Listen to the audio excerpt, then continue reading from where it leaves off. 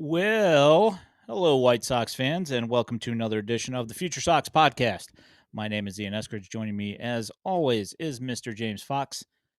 How are you, James? I think I'm okay. How's it going? It's been a week, man. it's been Yeah, I mean, you're it's been a like you rough one. you you do all the highlights. So it's really like how are you doing is I think the the actual, the question. It has been a mentally weakening week of minor league baseball. It's been a tough watch. Yeah. Not gonna lie. Development isn't linear, so which is good. So Yeah, I mean, I got a good week out of George Wilco, which was yeah, nice. he's bounced back. Yeah, 5 straight days of extra base hits, so that's been nice. Um, I got one night of good pitching this week where basically everybody was pretty good. But other than that, yeah, it was a pretty rough week. Winston got swept 6 games, Mm. so that was tough. Yeah, it's been although I will say that field in Brooklyn, where the Cyclones play, I can't it's pretty much one of my least favorite parks that the Dash play at for sure. It's AstroTurf infield. Yeah.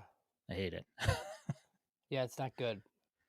Yeah, and then of course the White Sox and Cubs series was this weekend here, and that was very enjoyable. Yeah. Yikes. I mean, we're gonna get into the pitching development like a ton. I'm actually like pretty intrigued by the like starting pitching in the big leagues, if that makes anybody feel better. So that's good at least, right? Because I'll tell you what, I know you weren't like a huge Jonathan Cannon guy, but if he's this, I mean, this is like I think his like ceiling, and like they've kind of hit it, right? I mean, like he's pretty good. And I was very very skeptical that he'd throw enough strikes and then have the stuff, to whatever. So it's like, and Burke I think kind of is what he is, but this is like a decent outcome for him too in a first season. So that's intriguing, right? So I'll say that to get like, because as soon as we say like negative things about guys people are really high on, it's going to be a lot different. But it doesn't mean that like all is lost. It's just like I'm kind of ready for some of these guys to pitch in the big leagues because I think the big league staff is pretty good.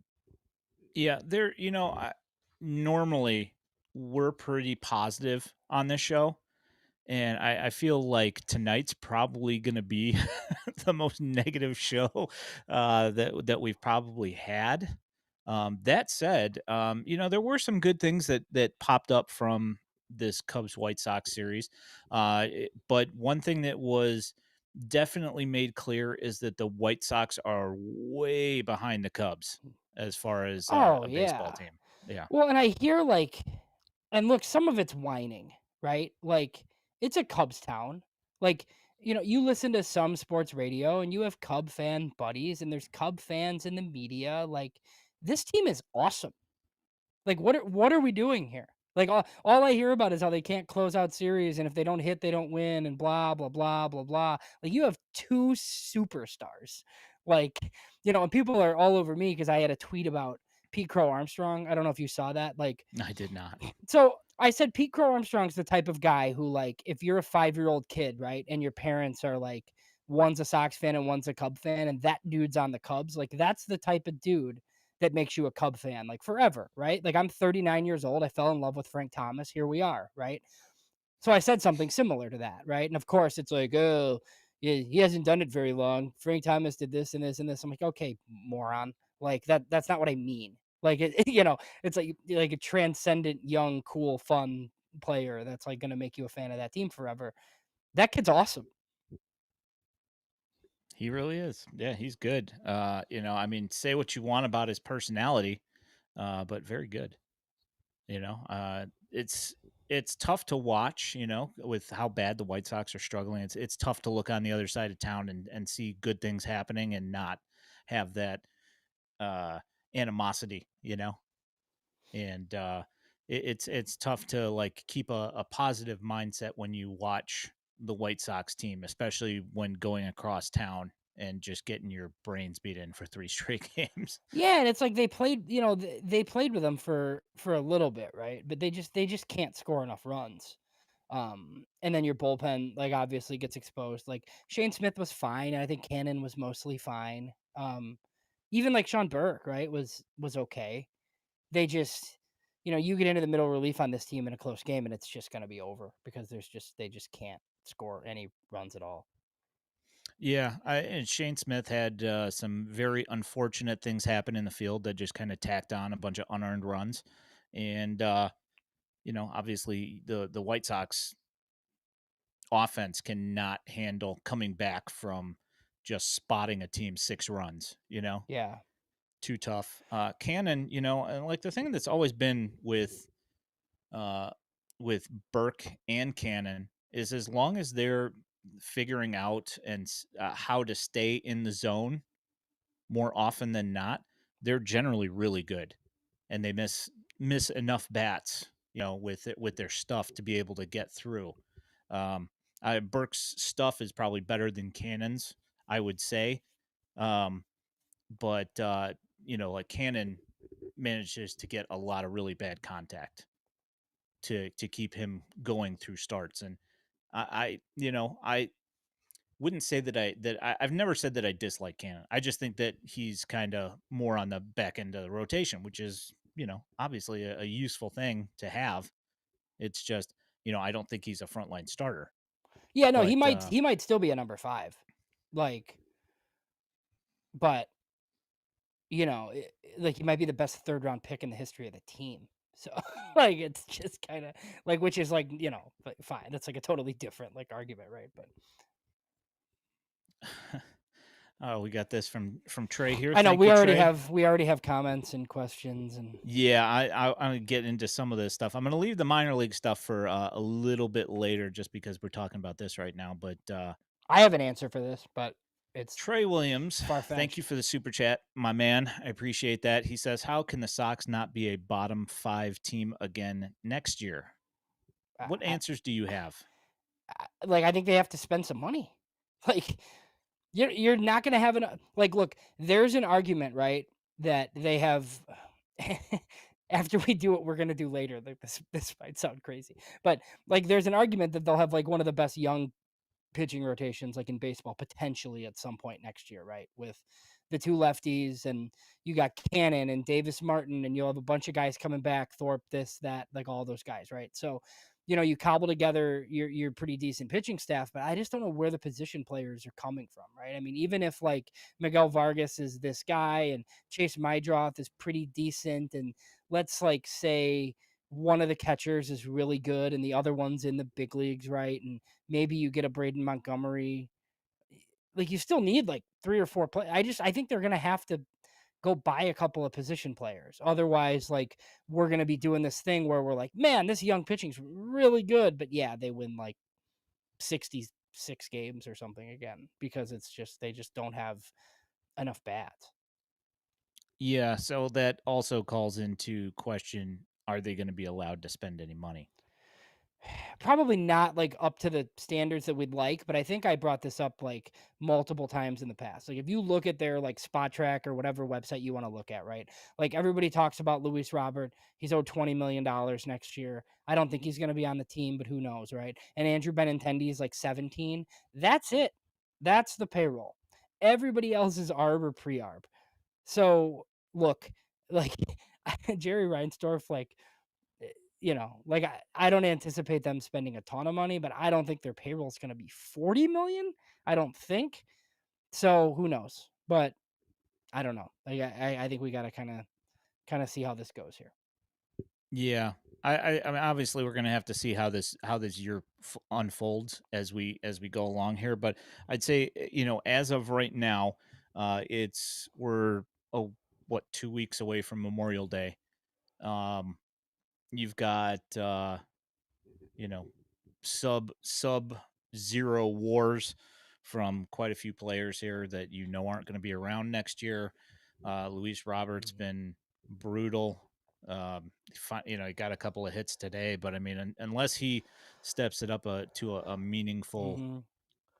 a meaningful contribution, I mean, they're just gonna have to let him walk. I mean, I mean, unless they pull one of these, Andre Vaughn things here where they insist on paying him again, but I mean, he's not gonna be getting I $6 million a year. So I think they'll be able to deal him. I just think it's gonna be underwhelming because like I still think like he's useful to a good team. You know, like if he's on Philly, I think he's all of a sudden like better, and if he's not great, it doesn't matter because you don't need him as much. I do think like jumping the market and trading him, obviously, like by Memorial Day, I think that's off the table because he just hasn't been good enough to like pull the trigger. I do think it's something where it's like July probably. But I still think, I mean, like I think it's in there somewhere. Like I just don't know. Like I don't know what the like he smokes two balls today. He's leading the American League in stolen bases still or no? And then he plays, pretty good defense in center field. So he's not useless. He's just not going to bring you back three top 10 prospects and another interesting guy. yeah, I mean, you can't hit sub 200 and you know get anything in return. There's just no way. You're gonna get I don't know, low level prospect. That's Yep. that's Yeah. what you're gonna get for him. They're because they're gonna have to eat. If somebody wants to eat that payroll and take the risk on that, like maybe you get one decent Well, prospect out that's of where it. like the Mets rumors last week with Blade Tidwell involved, right? Like that's like a post hype prospect. Like Tidwell was a pitcher at Tennessee, like with Crochet, and people think he's like a 4 or 5 now, but he throws hard, right? So like if that's a starting pitcher, right, with 6 years of control, like that's not nothing. Like if that's, because I even saw, like I tweeted it out like last week, like, oh, here's the latest from the Nightingale Notes column, right? And I get all the angry fans that are like, oh, you got to get a position player and blah, blah. And I'm like, guys, like, like those guys don't get moved. And it's like Luis Robert right now. Like they're going to have to take like the best offer that they can get for him. Yeah. And that day's not today, but, Yeah. No. also, Uncle Ted, like, I'll get into this, but, there's I don't the Jace Laviolette thing, like, I don't know, man. I don't think we're at the draft portion of the festivities tonight yet, so we can wait, Yeah. but No. I think I'll go that'll back probably to be that. like a closing thing probably here because we've got a ton of minor league stuff to talk about here. So I wanted to bring this up from Alex since we're talking about the major league club. Um, Alec mentions Call Up Coffee and Wickelman. Um, I don't. So I think the reason why Coffee hasn't gotten called up yet is because his walk numbers have been kind of high. Um, I don't Mhm. know if that's the reason behind why he hasn't been called up yet. It could be. I don't know. It could also be him being bored in AAA, which is a possibility. Wickelman's looked pretty decent in relief here. Um, It's walks for here's a him here's too, a right? question for you. Yeah, they're an issue. Yeah, Yeah. it's definitely a command Mm. issue here with Wickelman. But I mean, he's How mu looked good as of late. how But much of that do you think in Charlotte specifically is, like, trying to not get bombed all the time? you know, Or is it just bad? Because some of these guys just have bad command. I mean, like, that, that's fine. well, Wickelman's had it in other places, so I don't think it's like anything that's just popped up. And I mean, Addison Coffey's had his fair share of walk issues as well. I think that's just like that's how guys end up in relief and not as starters, because the stuff is good, you know. But so I have a question. Peyton Paulette, he could fit into that same group Right. as like we've had this conversation before, especially with Beefloaf, where he says that there's no such thing as a pitching prospect. Either you can get guys out or you can't. Mhm. And Paulette has shown that he can get guys out in Double A, and he's been pretty dominant. I don't see any reason why he would have to go to Charlotte. Do you see any reason why you would want to send a Peyton Paulette to Charlotte? Really? No, no, to me, he's one of the next guys up, like, in Chicago. Like, to me, like, I think Paulette should be your closer, like, in Chicago in the second like, we're gonna get into Grant Taylor, right? But the way that some people are talking about Grant Taylor, like, just let Peyton Paulette be that guy. Like, you want a high prospect or a high pick with, like, really good stuff that's, like, in your system that, like, you wanna turn into like a high leverage guy. Like he's literally the closer in Birmingham right now. Like just do that. Like it'll be the cookie we've all been wanting. Like yeah, I don't get it. Yeah, I don't get it either. And well, obviously, yeah, we will get to the Taylor thing here. Do you have uh s- I just want to finish off the White Sox thing here before we start talking about minor league guys a whole lot. Uh the Andrew Vaughn drop third strikeout where he says, "Uh-oh," when he sees the ball get by him and then casually jogs to first base. Yeah, it's like he forgot they were playing on television. It's like he forgot that there was any kind of accountability to actually be a baseball player. Yeah, so I don't really know. Like I'm really curious to see what happens here because like they have a roster crunch coming like really really soon. Cuz I feel like, Caro is on the team. Um and like talking to some beat writers, they feel like Elko isn't necessarily going to go right back down either. So, like you're going to be cutting somebody most likely with guaranteed money or like putting somebody on the injured list or whatever, right? Because you have Slater and Talkman basically ready to come back. Benintendi's going out on rehab. Corey Lee is ready as well. But I think they're just going to option Lee to Charlotte, which is kind of nuts, right? I mean, like, like because he's, like I don't think you or I think he's like the answer at catcher necessarily, but he's like No, definitely a big league backup, like with a bat. Like, you know what I mean? Like, so you would think that like Corey Lee even has trade value. But the two outfielders are like gonna be on the team, right? So one spot's easy. It's Joshua Palacios. Like, my good God. Like that's one spot. But how do you find the other? are you But how do you saying find the other spot? that play in right field yesterday that he played into a ground rule double? You're not impressed So with that? so here's the thing, right? Like I kind of like Will Venable, but I feel like every manager's got a guy for some reason, right? There's just Tony had a guy, and like there's just some bad player that managers are just like obsessed with. This dude plays every day, all the time, and I know he hits lefty, right? So if you face a righty, like I had never heard of him, and I know like most players. I This don't was the one that understand. this one's the one that really got me. What are we doing batting Palacios Well, in the three and they hole? pinch hit for him in the fifth. Unreal. Like they pinch hit for him. I will say I've seen some comments here about Vargas. We weren't on last week, so we haven't really done this. Like he looks awesome. He looked like totally different guy. And I will say, like, right, like you're better for this than me. I wasn't watching like Miguel Vargas like play for Oklahoma City, right? Like, but I know how to read like scouting reports, and like this guy wasn't a top 40 prospect in baseball, like because he was like destined to suck, right? Now, sometimes guys just never figure it out and they're done. Like this was in there somewhere, and here it is. Like whether it's a little hand change shift or confidence or whatever, but he looks totally different, and his defense is good too, which I think has I'm even more improved a surprised lot. by. Yeah, Yeah. yeah, like he can play third. He's fine.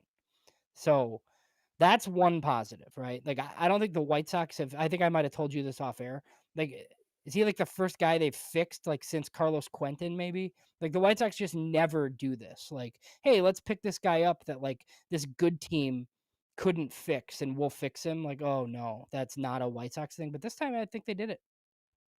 Yeah, and there was some comments from Chris Getz here in the last couple days where he mentioned that it's been kind of an evaluation period for Ryan Fuller, looking at development, overall for everybody, and it's kind of one of those things where he took like the first couple months to like try and figure out what was going on, and then now that he's got it kind of sorted out, they've started pulling guys off here and there and working with them. Um, obviously, most notably on the MLB team would be Vargas, and in the minor leagues, obviously Colson Montgomery. And I have to assume that George Wilco has been in there as well Well, because he's there's got a been big change too. Yeah. he's got changes as well. So it's it looks like we might be onto something here, possibly. Yeah, like the leg kick isn't as pronounced for George, and the hands are definitely different. I'd have to Yeah, like analyze it better to like say more than that, but he looks different. yeah, and the same thing for Colson and George. The plate approach has changed, and they seem to be more on plane with their swings, which is definitely helping out. So, Yeah, so I mean, uh, Steve Stone did a pretty good job of talking about it today with Vargas. They found a way to unlock the power because he was having like I thought he was having good at bats last year when he was like the worst player you've ever seen. if you can't His at impact the bats were baseball, yeah, his at bats were fine. He just would he just couldn't hit the baseball hard enough. yeah, Um so yeah, no, I mean that I guess that's like the positive. I think Chase Mydroth is kind of what we thought he'd be. I think he's already like up to like one WAR. Um which cool. And Edgar Caro's fun, and Tim Elko's on the team. But I mean, other than that, it's still a lot of bad, right? I mean, when you have your full complement of guys and Benintendi's back and Talkman's back, and you have all these guys, like, are they like a little bit better? Yeah, like they can win a game, a series, or beat teams that aren't very good. But I mean, when you play a team like the Cubs, like you have no chance. And I think like, some people still it's like, "Oh, you lost to the Cubs, like, that hurts extra or whatever. Like that's a really good team. I think it's like important to not lose sight of that. go ahead and bring this up from Alec. Thank you for super chat, my guy. Appreciate that. With Vargas looking great, is that the end of Ramos? I mean, I wouldn't say it's the end of him, but if you don't have, like his position is going to be either third base or first base. Like, I don't see him at second base at No. all, especially with the current crop of players that is around here, and the young guys. A bunch of them can play second base, so it seems like it's either going to be a corner outfield thing or that's pretty much what like the only place that he's going to fit in. But Yeah, I he's mean when been you're a right corner. I mean like it kind of we talk about it all the time, I feel like it is what it is. And like you have to absolutely it's why like I was a little skeptical of Tim Elko like for a while because while he was like Timmy Tanks and like, he was fun, like, if you're going to K 25% of the time, not walk, like you have to really hit for power. And his surface level stats like weren't enough homers, right? Now, I think we've kind of learned like once he went to Charlotte, it's like okay, like he understands the assignment, right? It's like okay, this is what I need to do. Like his hits will be homers, which is fine. And then he's definitely playable as a first base DH. yeah. Yeah, I think it's going to be a real tough path for him to get past Vargas if if Vargas is doing what he has been doing. If Yeah, I this mean, if he is does this, they have third base. Yeah, if this is new Vargas and not just a Vargas on a heater, Yeah, this is their third baseman for probably the foreseeable future, I would think. I think at some point too, like maybe we reanalyze that trade. Maybe, maybe. Not yet. Uh, especially after that Kopech outing the other day, Yeah, where he threw like 2 strikes out of like 25 pitches or something like that. yeah. Like Oof. I think it's a player short still, but they didn't get nothing. Like like Yeesh. Uh, yeah, Vince, I would say that the Vargas development is due to Fuller. yeah. As far as I know, I haven't heard anything to the contrary on that. No, but I mean, even if it's like, I mean, look, the hitting coaches with the big league team are like, think of it as this like top down finally, right? Where Fuller's like the guy in charge. He's like the Brian Bannister, basically. Where it's like he's talking to the big league hitting coaches and they figured something out and they made a change and it's worked. I'm curious to see, the next guy. Yep. Your thoughts on this here? Two Frank says Baldwin needs to be sent down, hasn't hit, and needs to learn to play the outfield. Well, so that's one of the things I kind of joked about today is like when he didn't catch that ball, I'm like, oh, White Sox playing infielders in the outfield again, right? Kind of But what it is. But for him to stick, he probably does need to be able to play the outfield, and that's probably unfair to him. Um, I just, I think like it's just a super utility role where he has to be able to be okay out there because they're just going to have enough infielders. I feel like Yeah, he can. I mean, he's got to be able to play everywhere if he wants to be that guy. he I does, mean, yeah. because And that's the role. we both like him, right? Like I'd love to be like, oh, it's an infielder, but like, look, man, like he's got to be okay out there, otherwise there's just not going to be a spot. Yeah, yeah, that's exactly it. Is that he has to be able to handle the position because the position that he is slated for is to be able to handle all of the positions other than catching and pitching Yeah, and be able to do everything else at least to a minimum uh respect, and right. he's also got to hit, and that Yeah. hasn't been So happening so so what much. do you so what do you think about that? I mean, I know like you're you're reticent because you would just launch Andrew Vaughn. Like that would be your easy roster solution, right? If that's not the roster move, it might be Baldwin. I mean, that makes some sense, I think at least. Like it's twofold, right? It's hey, you're going to go down and work on your defense and like go down to Charlotte and mash for a little bit. We're going to bring these two veteran outfielders back. Um and then we'll see you later on in the year, basically. Because I just don't know. Like, he's like easier to send down than some of these other guys, unless you just get rid of this Vinny Capra guy that we've never seen, right? But I mean, I do think they want that sort of role, like some sort of like defender, an infield defender, which I mean, you're horrible, so who cares? I guess that could be Baldwin. Like, I don't know. Like, is Baldwin better served in Charlotte if you're gonna get two veteran outfielders back and he's not gonna play often? I don't know. He's probably like one of the first guys though. it, you know so here's a question with Vaughn.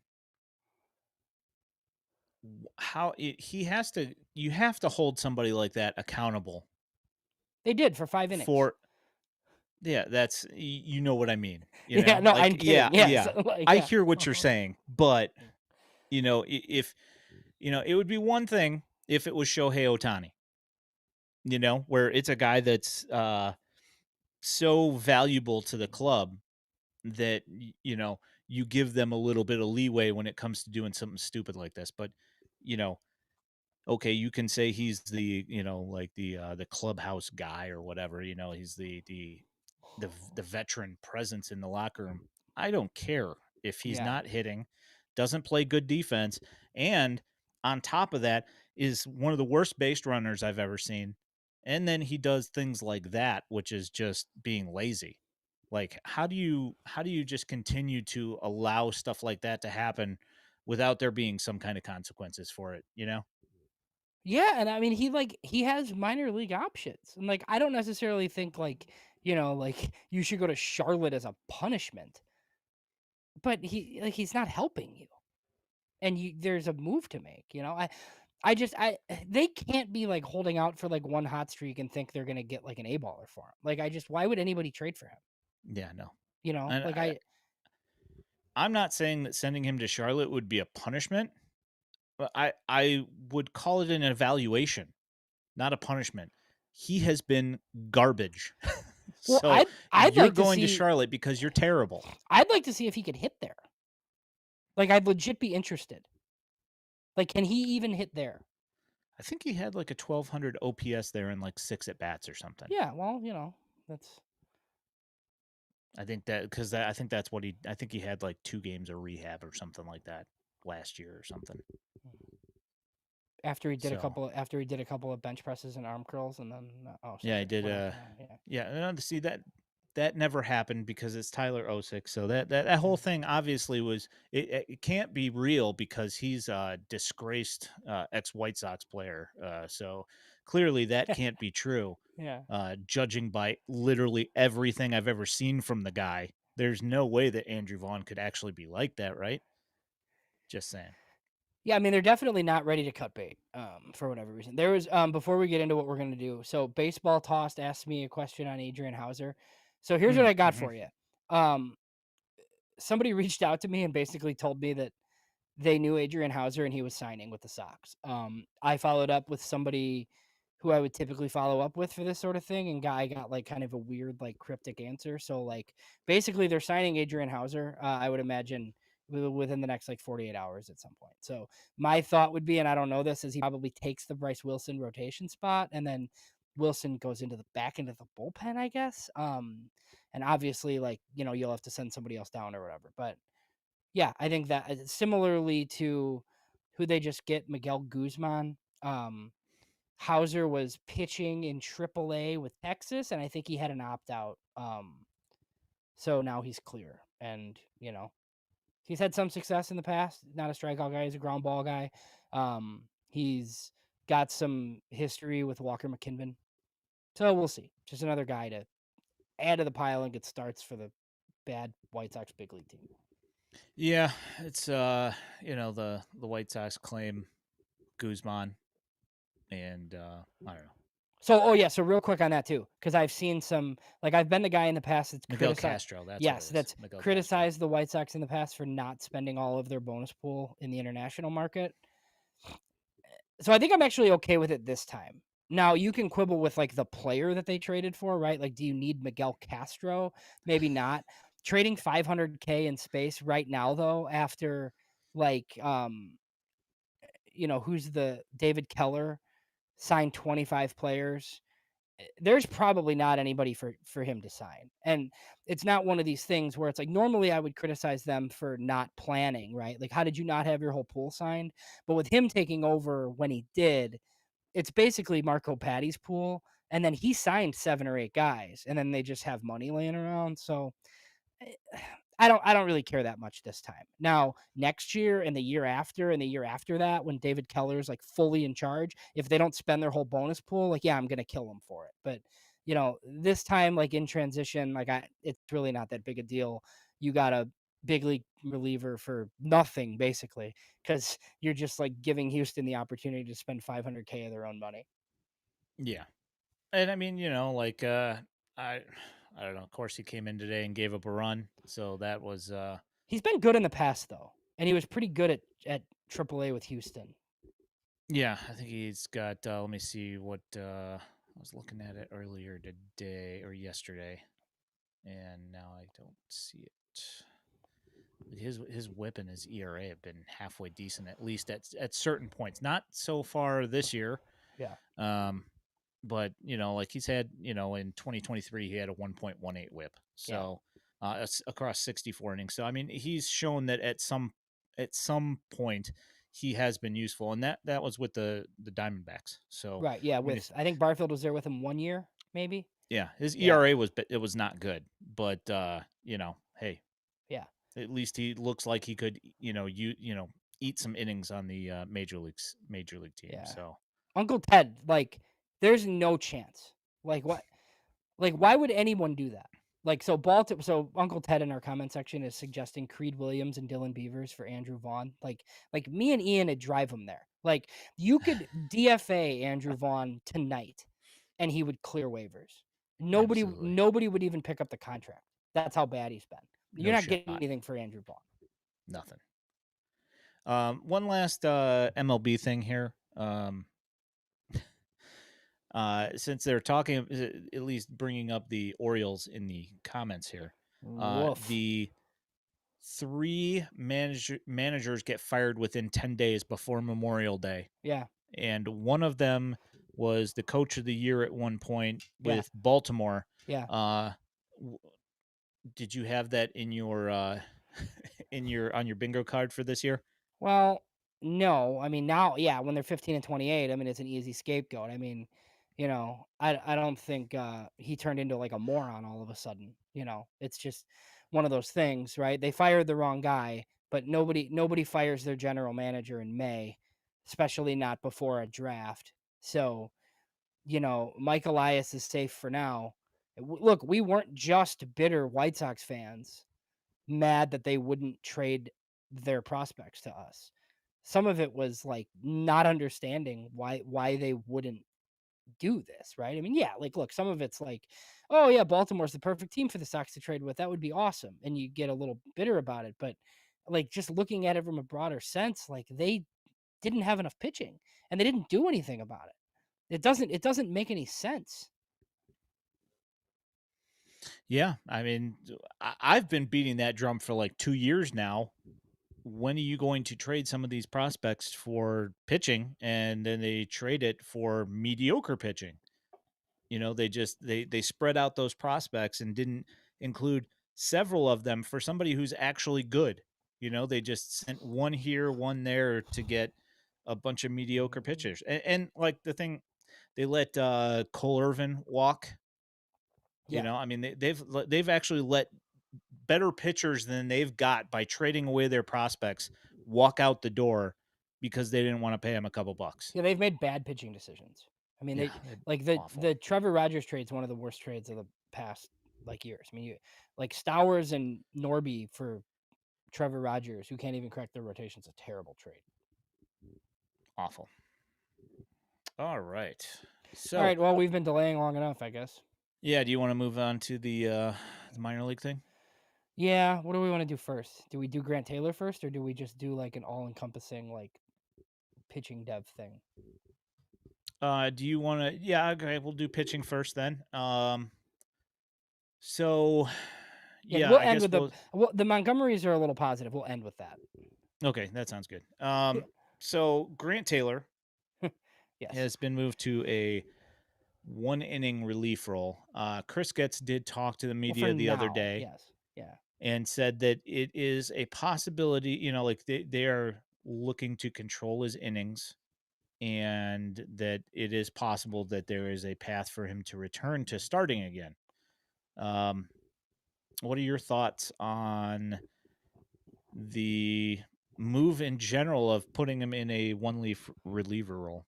So I don't like the way it's being discussed. I didn't like the way it was being discussed in spring training when I first heard it from White Sox beat writers and, coming from people I know that heard from people who work for the White Sox.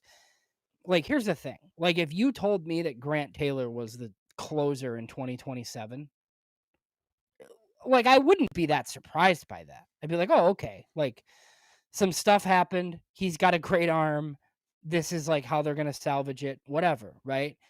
I, even if you told me like they're going to do this and he's going to come up this year and pitch out of the White Sox bullpen, but he's going to come to spring training in 2026 as a starter, like I'm fine with that too. It just doesn't seem like that's what's happening here.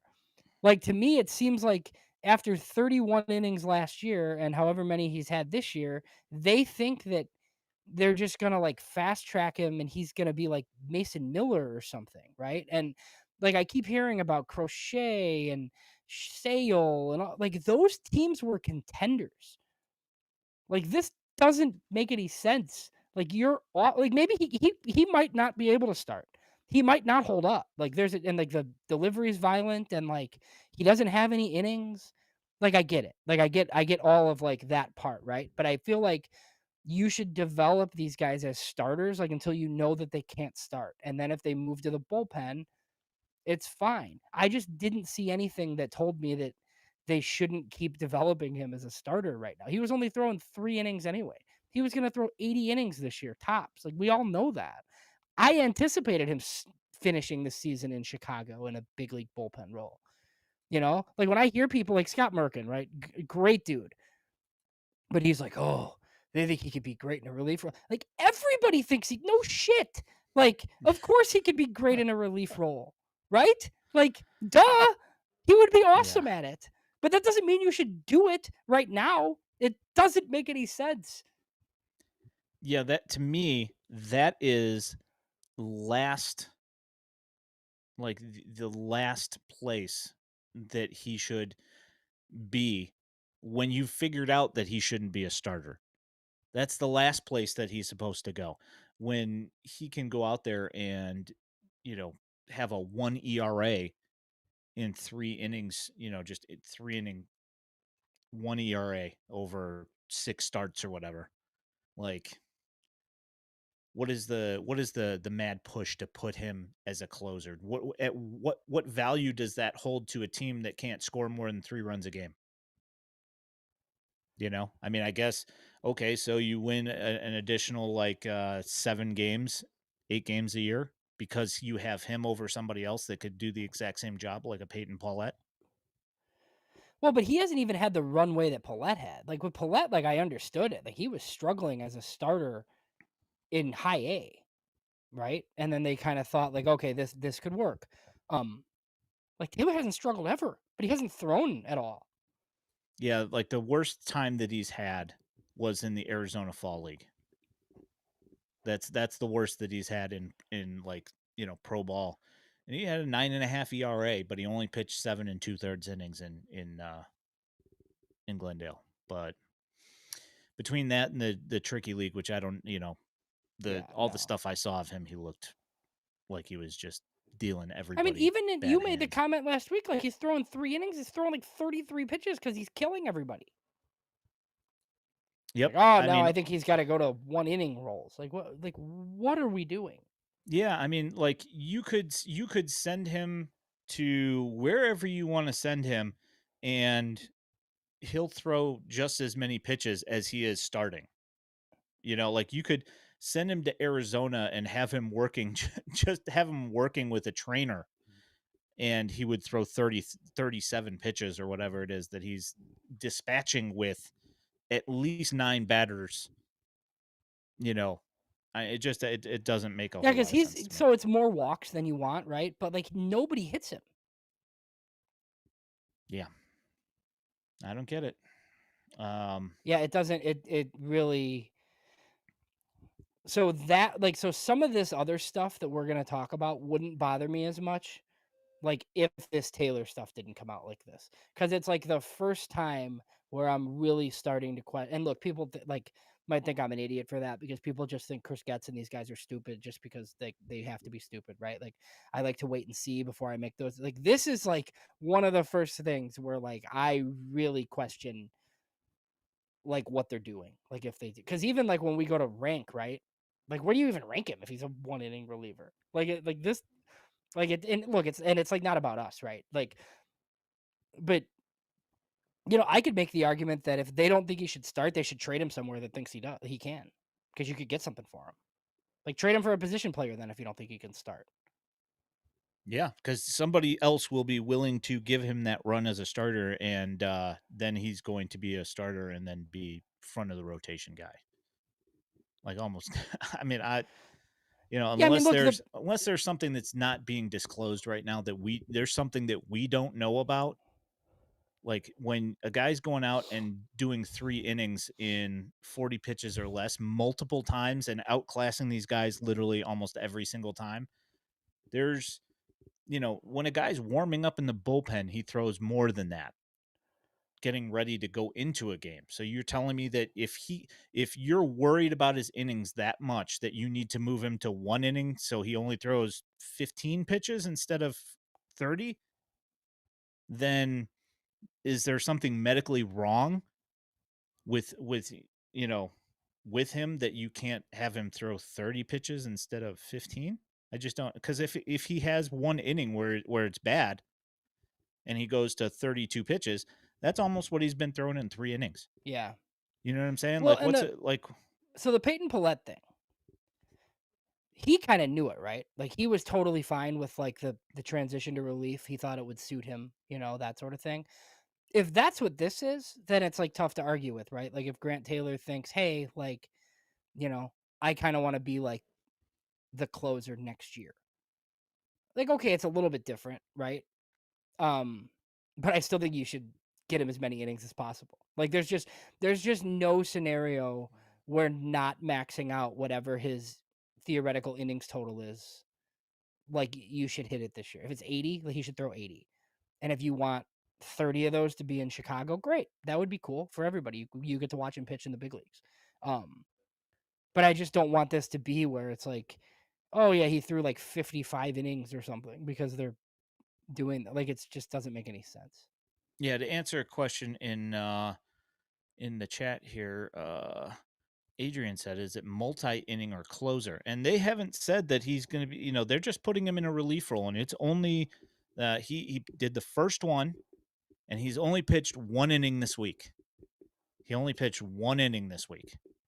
What's like to what sense does having him pitch 1 inning a week?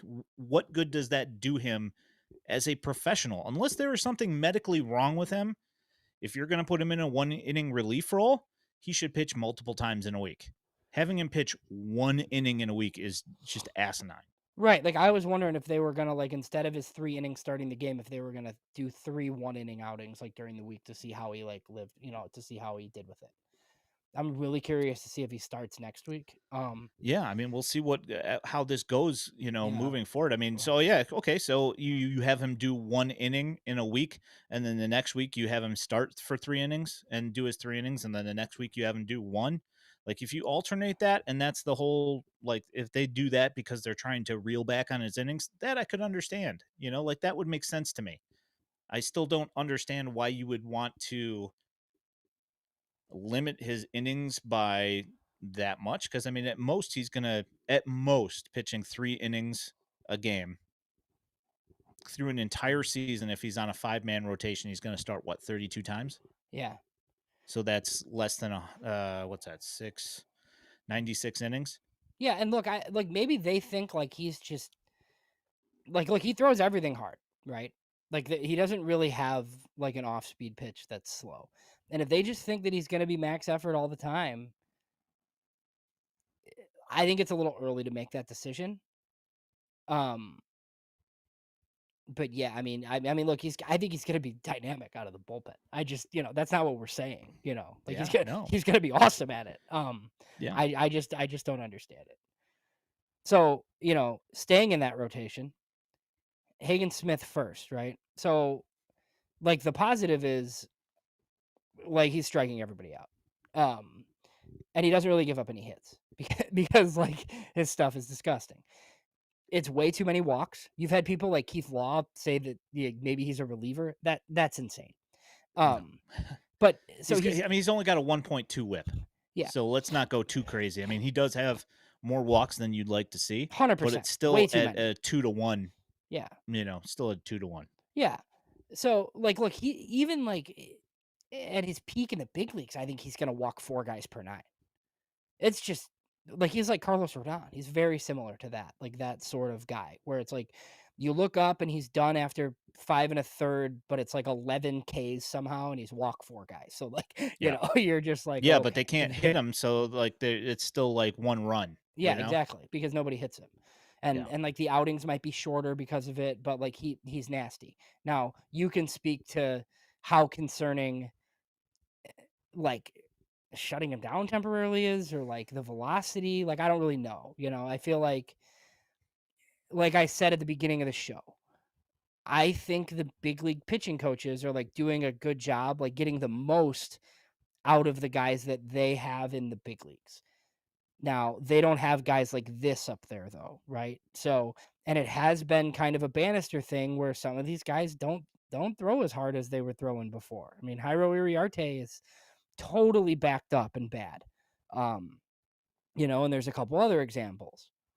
But, there's guys from your system like Matthias Lacombe and Rookie Ball who are putting up like absolutely disgusting numbers, and the data's great. And same thing with Christian Opper, and Luis Reyes got pounded this weekend, but I mean his stuff. So look, it's not everyone everywhere, but there are like some of these things where it's like, ooh, the fastball's down 2 miles an hour and they're walking more people. It's a little bit concerning. Yeah, so the Reyes thing, I'll just, I'll mention that since you just mentioned it, so, like, it wasn't really he didn't really get, like, crushed or anything, It's just he walked too many guys and gave up too many base hits in the vicinity of when he walked the guys, so it ended up, screwing everything up, and got him 2/3 of an inning. The Hagen Smith thing, and this is, I see you catching all sorts of flack on Twitter. What's new?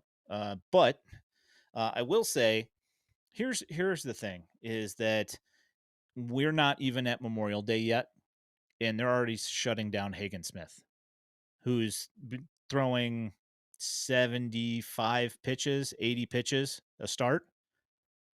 He has made 7 starts, and they're already shutting him down at 25 innings this year and you've seen the walk numbers, as you mentioned. But the concerning thing is that there's less velocity. Is he doing something differently than he has done before?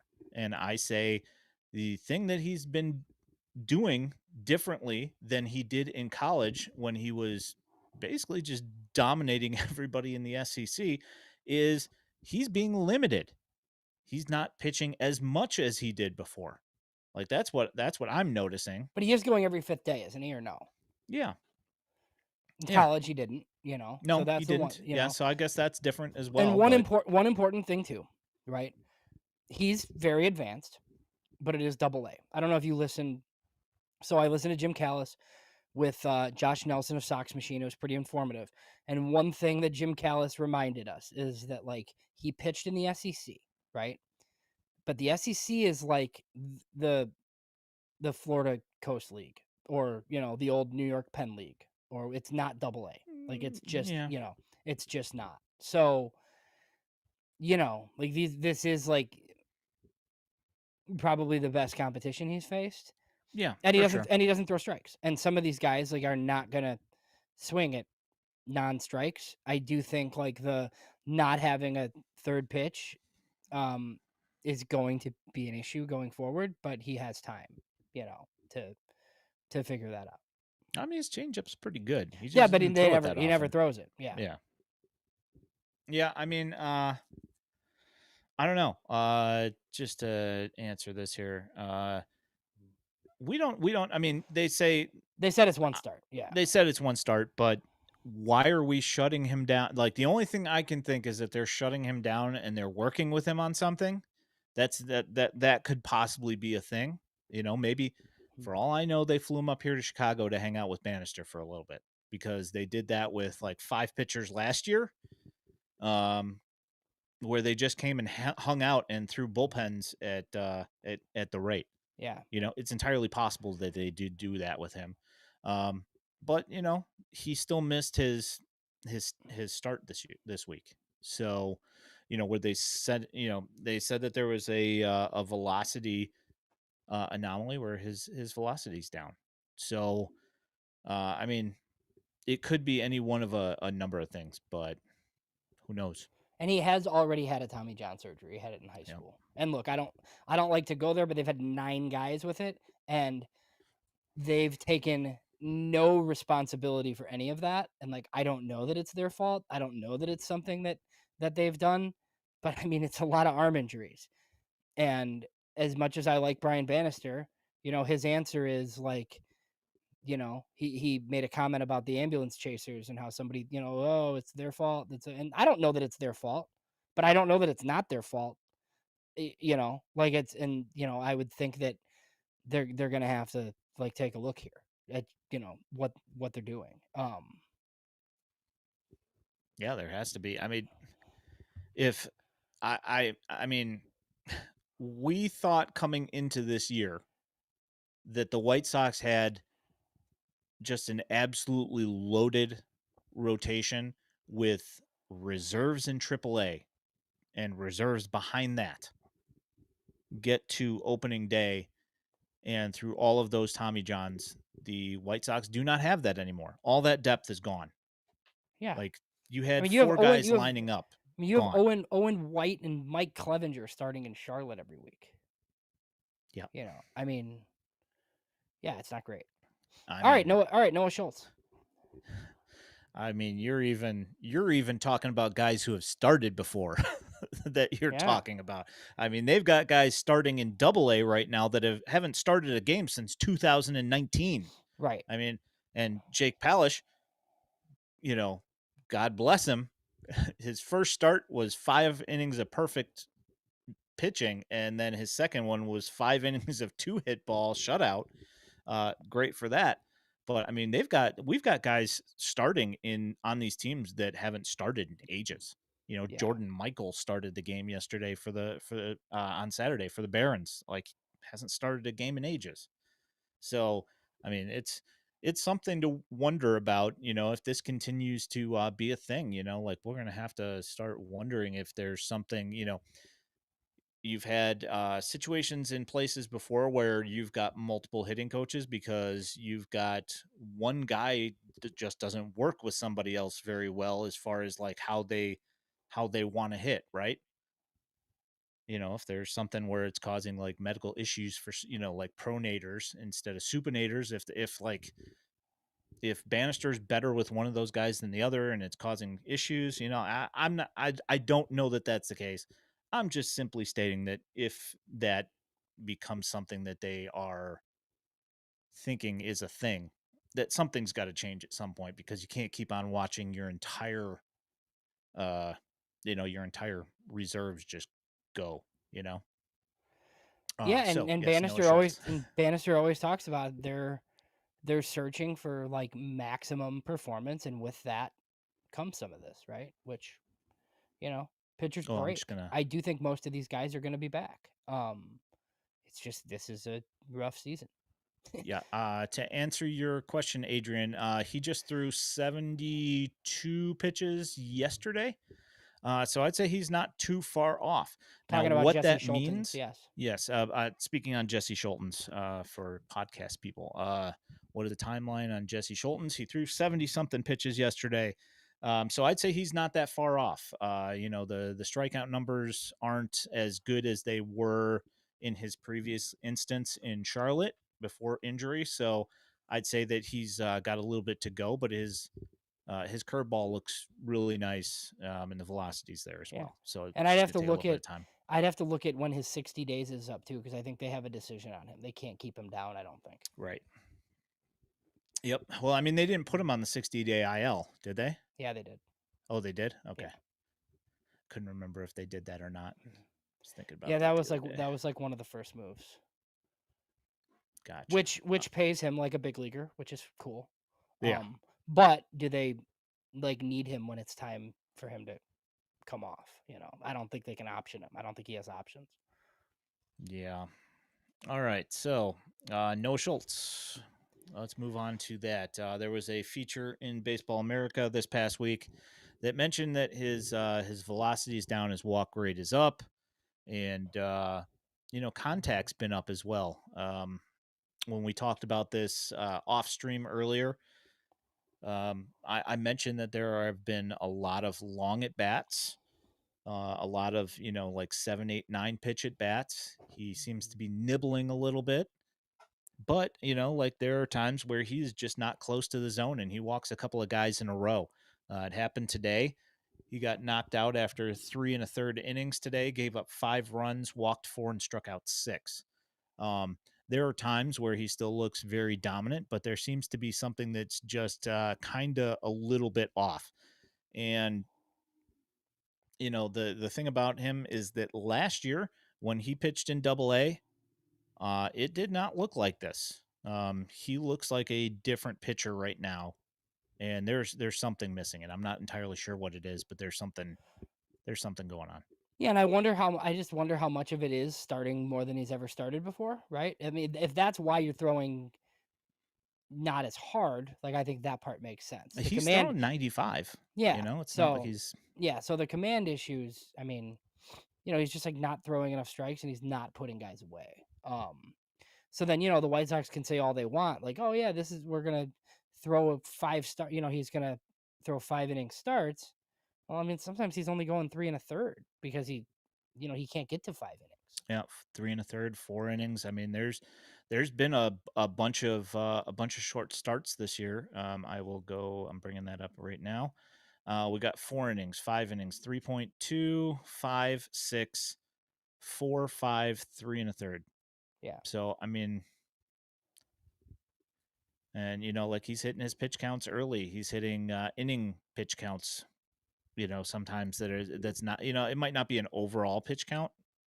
But he'll have like 30 pitch innings, and then they pull him. So just it's the thing.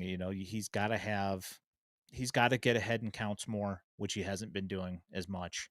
And when he does get ahead, just too many waste pitches. He's got to start living in the zone a little bit more. No, he is not. He has not had Tommy John surgery. Yeah. No.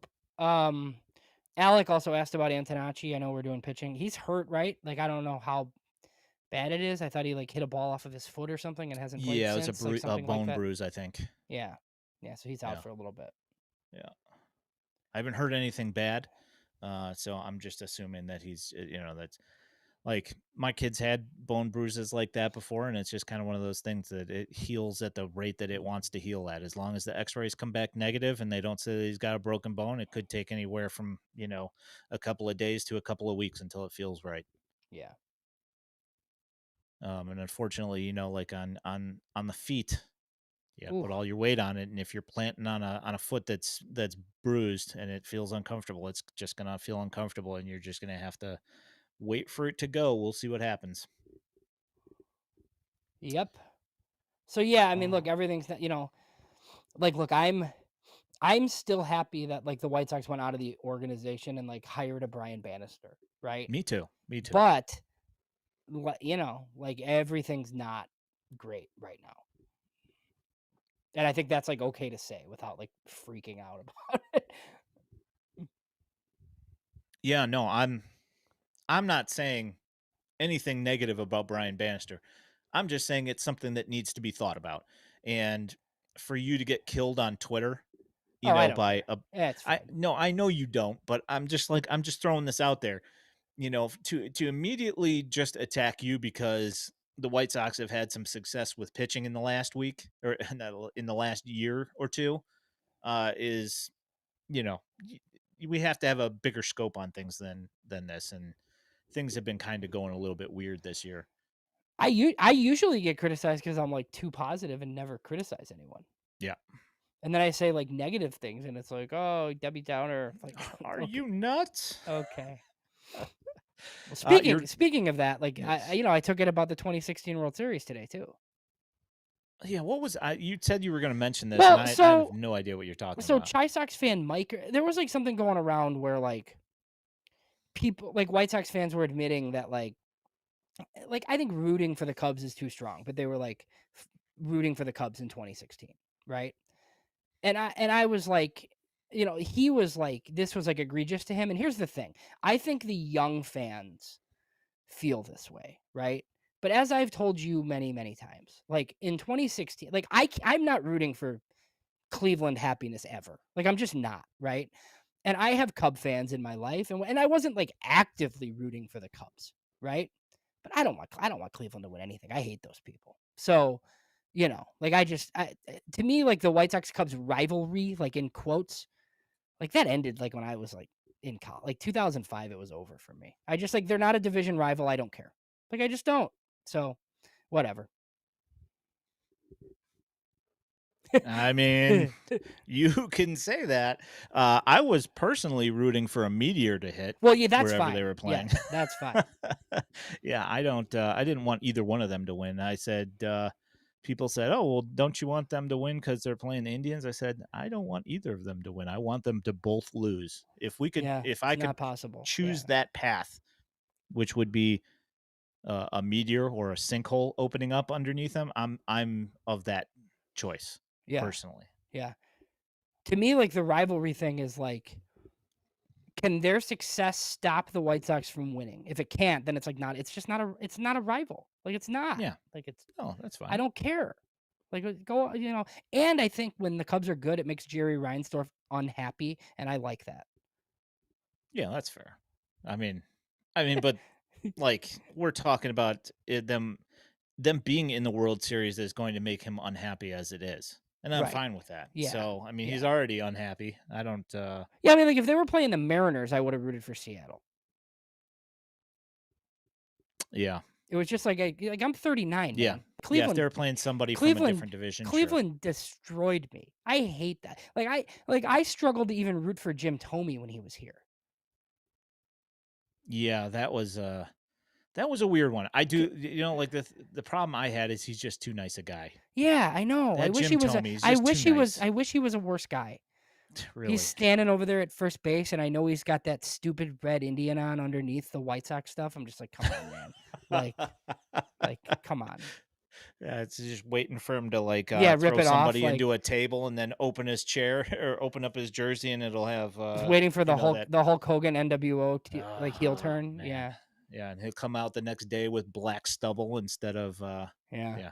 yeah. All Whatever. right. You want to move to the offensive stuff here? We're Yeah, we'll go a running little long here extra. It's today. okay. Yeah. Yeah, Hey, we didn't do anything last week. we Well, I didn't. mean, Well, we technically did, but we did the Cubs the yeah. crosstown thing. Yeah. Oh, you found your yeah, you see here's the thing.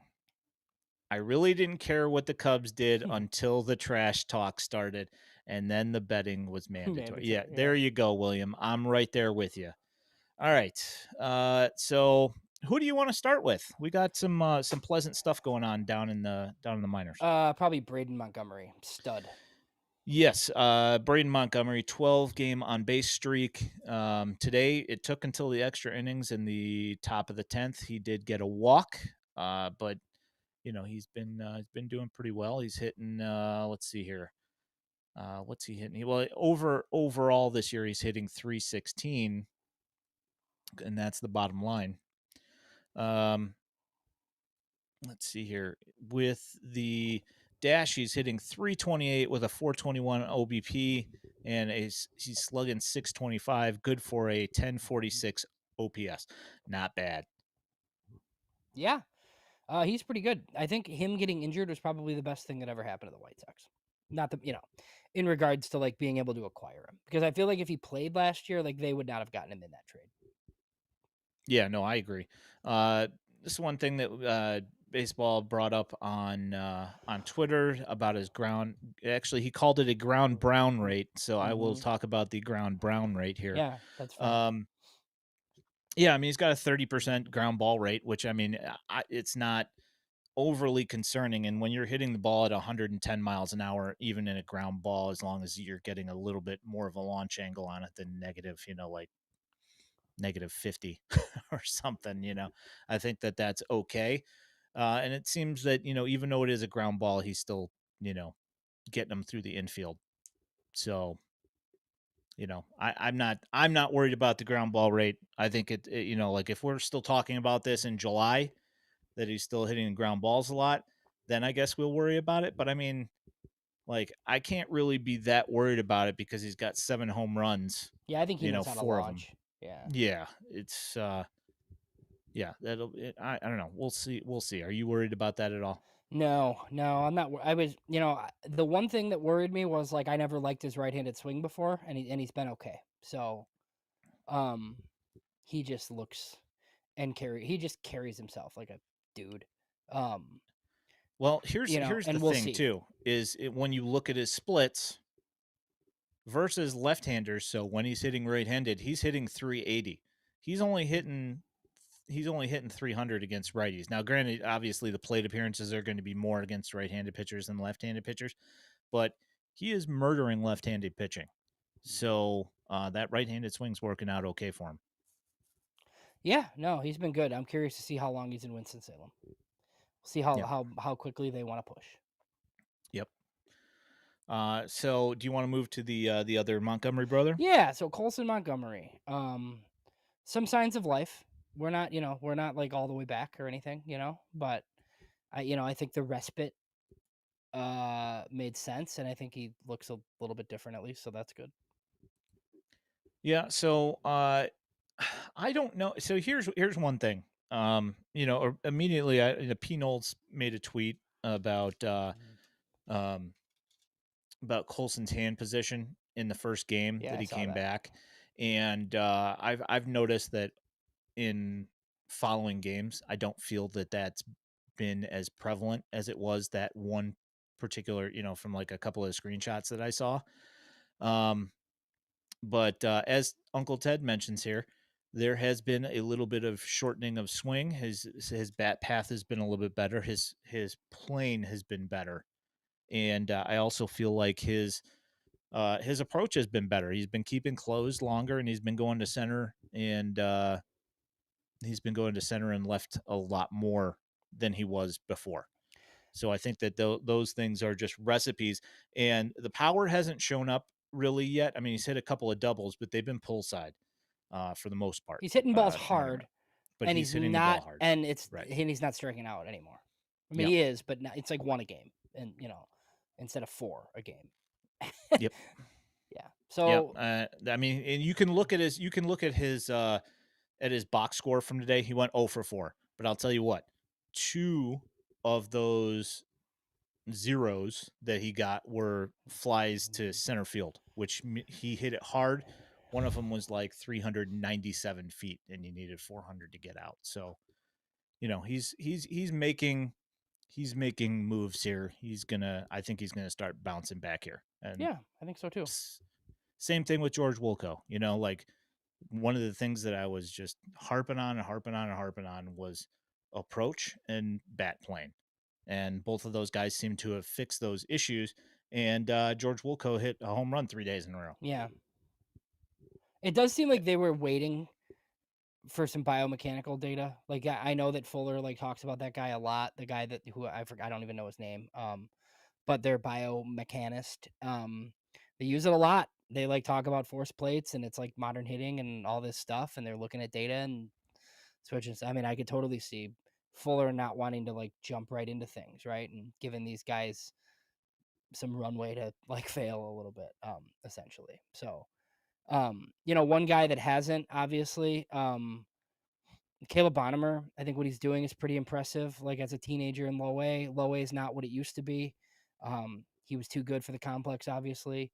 Um, I've seen some comments about like when is he going to Winston?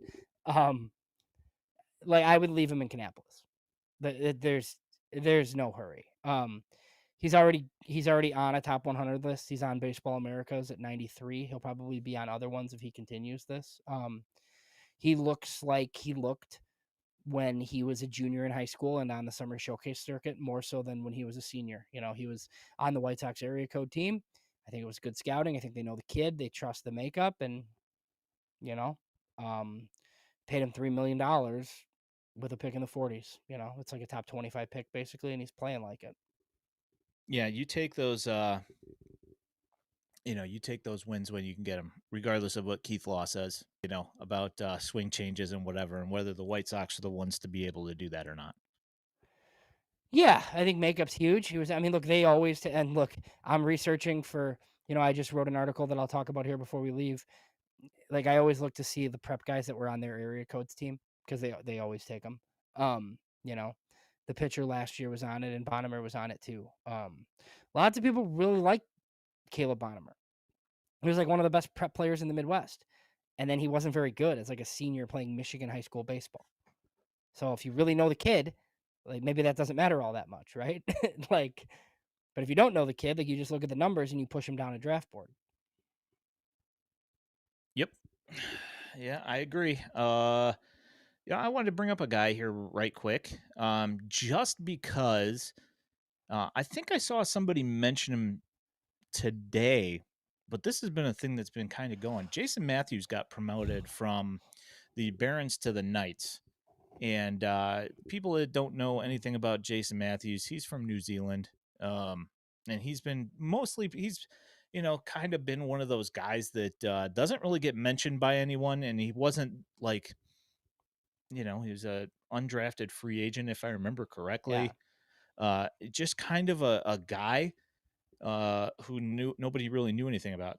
Stellar glove. Right now in Charlotte, granted, we're looking at 8 games here, but he's hitting 409 with an 1100 OPS, Yeah. What's he and playing there? he's playing whatever they want him to play. But he's Yeah. played third base and second base mostly. He's Yeah. played a little bit at shortstop on like Colson's off day, I think maybe once. When Colson was gone, he was playing over there a little bit when Tristan Gray's not there. They've just kind of been moving all of them all over the place. He can play any. I mean, seeing his glove, I bet you he could probably play anywhere and be fine. But I don't know. He's having an interesting run, and I don't know. We'll see we'll see if this continues. Just because his glove's really really good, so interested to see what happens here. Yeah. See if they figured out Ryan Fuller figured out something with him that's kind of unlocked his stuff as well. So Yeah, I mean, he's 28 years old already, but, he's destroying AAA in a very small sample. Yeah. I don't know. I mean, it might not be anything at all. I just find it interesting, and I know that his glove's good, so he offers something, other than just putting up some AAA numbers. Mhm. Yeah, now we'll see if they play him over Jake Amaya in Charlotte. So before we head out, I did Draft Notebook 3.0. Yeah. Some stuff's kind of coming into focus. Once again, it's a competitor, I guess technically, but the Jim Callis podcast with Josh Nelson, it's pretty good, pretty informative. There's like lots of draft content in it, like in regards to the White Sox. I think stuff's coming into focus as far as like there's 4 college pitchers that are going to go super high in this class. And then there's the next Holiday who's going to go really high. I think the only college position player that's a lock to go in front of the White Sox is Iva Arquette of Oregon State. Um, so like a good player could fall to them. But I wrote specifically about 5 prep shortstops. That are just ranked right in that like 6 to 20 range. There's Billy Carlson, who everybody I think that cares about the draft kind of knows from Corona, California. He's the best defender. People think he has like superstar upside, but others like don't think he's going to hit, that sort of thing. And then there's 4 others, right? There's a guy from Texas, there's one from Alabama, one from Mississippi, and one from Georgia. Any of them could be in play for the White Sox. Callis kind of said like, you know, Kyson Witherspoon is the right-handed pitcher from Oklahoma. Could be like the pitching option for them at 10. But other than that, they're right in line for like one of these prep shortstops. The other thing that I heard, this week is just that like the White Sox would love to be, prep heavy on the position player side if they could, just because like Mm. college baseball's weird right now. It's not a great college class. The hitting is down. I don't know if they've done something to make it so the hitting environment was suppressed like more than the past, but it's not great right now. And like with NIL and the portal, like college players want a lot of money to the point where like it might be more bang for your buck to take high school guys. So look, we're gonna be talking draft obviously for the next 8 weeks. We'll have guests. We'll talk about all these sorts of things. Um, but I wrote about the White Sox bonus pool on the site, and then just kind of like a couple paragraphs on each one of these like young um, shortstops, and they're not all going to stay at shortstop. So that's one of the things that you have to kind of dig into. Yep. Looking forward to draft season coming up here. Should be a fun time. Um, go ahead and bring this up. This is a this is a solid question. My favorite minor league logo. Um, that's pretty tough. I have to say, I've got a lot. Now, if we're talking White Sox specific, that's going to be that'll take me a minute to figure out, but it Yeah. would probably be something to do with the Cannonballers, like their new stuff that they've been putting out Yeah, lately. it's The cool. Cannon stuff is I good. love I'm a sucker for the Magic City Birmingham stuff. I think it's awesome. Yeah. I mean, like obviously the dash, this hat is phenomenal. And they always come out with a lot of good stuff. Like Brian and his crew over there do just a real solid job with these rebrands. Yeah. Um, oh man, I'm actually on its way to me at this very moment is my brand new Hooch Pooches hat from Winston Salem. I'm really looking forward to that one. Um, yeah, I don't know. I'd say outside of the White Sox, I really like the Trash Pandas a lot. Um, and then the Lehigh Valley Iron Pigs. They Iron have a Pigs. hat Yeah. with bacon on it, and I love that hat. Um, anyway, yeah, that's about that. Oh boy. Oh yeah, and then Carrie brings up the Ajolotes de Canapolis, which is like those axolotl things. Mm-hmm. They just came out with that, and the uniforms are fun. Lots of bright colors. Is Yeah. that kid? Yes, Cannonballers are cool. Yeah. yeah. This one, eesh. Yes, that kid who's Yes. at On Florida Florida State State. is Yeah. murdering baseballs. He's a stud. Yeah. I was so sad when he did. I was so hoping that they pulled a George Wilco with that one and Yeah. got him to sign, but unfortunately, that is a negative. So here's the thing. I have to address Uncle Ted like before we get out of here, like right now. So like look, like a couple of weeks ago, like I was fully on board the Laviolette train, and like, look, they might take him because Mike Shirley, the scouting director, has a really good relationship with Texas A&M's coach Michael Early. He'll know Jace Laviolette really well. They took Jackson Appel from there. They have obviously Braden Montgomery from there. Dude, Jace Laviolette's strikeout rate and like in zone whiff rate, it's just frightening. Like he's in a massive slump in the SEC right now.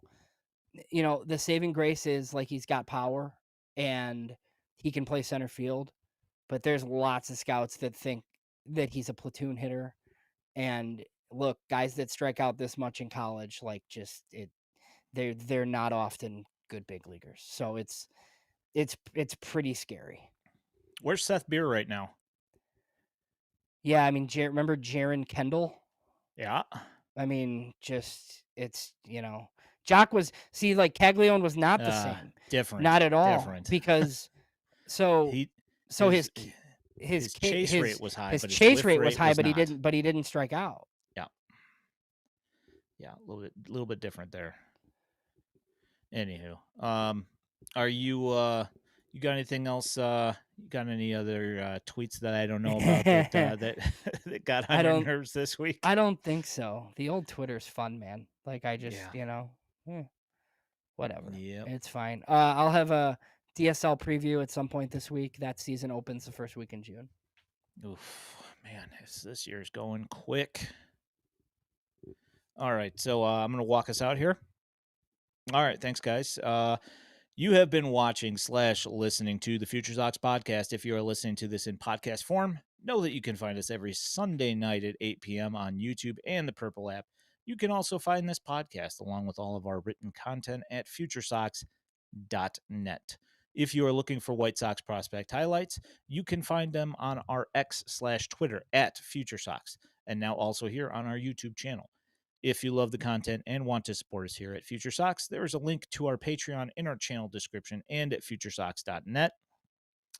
You can also toss up a super chat on our YouTube stream. Also, don't forget to like this stream and subscribe with notifications so you know when we're going live while helping us in the World Wide Web algorithms. My name is Ian Eskridge at Daily White Sox. He is James Fox at JamesFox917. We appreciate all of you. Thank you for listening. Thank you for commenting in the chat. You guys drive this community, and we really appreciate you guys. Thanks for hanging out, and we will catch up with you guys next week. You're the best. Thanks.